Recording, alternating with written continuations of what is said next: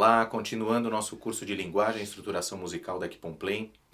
Nessa aula, a gente vai conhecer como todas essas estruturas rítmicas que a gente estudou nas últimas aulas são definidas e representadas em uma partitura. Vamos começar tomando como exemplo a seguinte situação. Nesse trecho musical, eu escrevi uma sequência de notas no pentagrama. Simplesmente da forma como está escrito, é possível a gente saber a figura que representa o pulso da música? Ou então, sabermos qual a métrica musical da composição? Para que isso seja definido numa partitura, é necessário escrevermos a sua fórmula de compasso. A fórmula de compasso foi o recurso encontrado pela notação musical para representarmos em uma partitura a organização métrica e rítmica de uma música. Basicamente, ela representa qual o pulso do compasso da composição, a figura rítmica que representa o pulso e também se a subdivisão do pulso é binária ou ternária. A fórmula de compasso é representada por uma fração colocada no início da pauta onde o número de cima representa o pulso do compasso, ou seja, de quantos em quantos tempos a música agrupa os seus pulsos.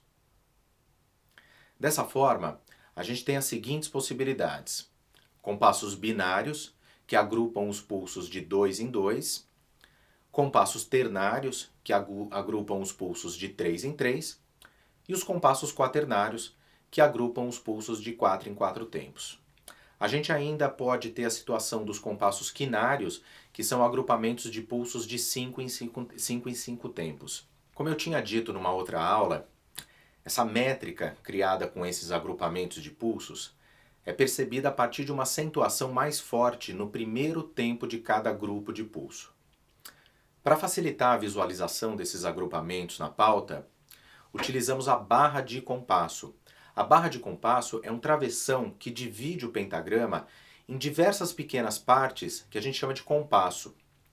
Cada compasso representa um grupo de pulsos de acordo com o pulso do compasso de cada música.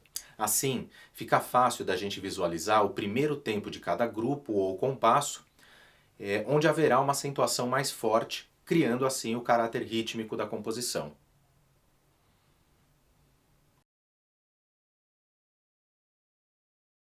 Já o número de baixo da fração representa o número proporcional da figura rítmica, que no caso terá a duração igual ao valor de um pulso.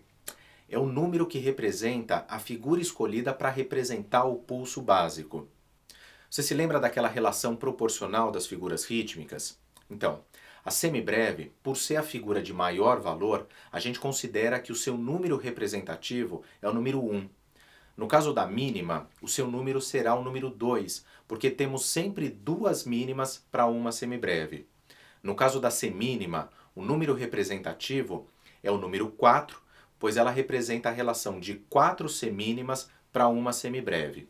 Depois a colcheia, representada pelo número 8, porque são 8 colcheias para uma semibreve, 16 para a semicolcheia, 32 para a fusa e 64 da semifusa. Voltando para a fórmula de compasso, caso o número de baixo seja o número 4, por exemplo, a gente sabe que esse número representa a proporção da semínima. Nesse caso, a semínima terá a duração de um pulso ou um tempo. Uma vez definida a figura que tem a duração igual ao tempo do pulso, a gente consegue definir a duração de todas as outras figuras e criar as inúmeras configurações rítmicas para uma peça. As fórmulas de compasso também definem o pulso da subdivisão de uma música. Para músicas com subdivisões do pulso baseadas em divisões binárias, as fórmulas de compasso seguem exatamente essas características que a gente viu nessa aula. E nesse caso, as fórmulas de compasso são chamadas de simples. Nas músicas onde a subdivisão do pulso é ternária, a gente vai ter o chamado compasso composto. E a gente vai falar desse assunto na próxima aula. Até lá!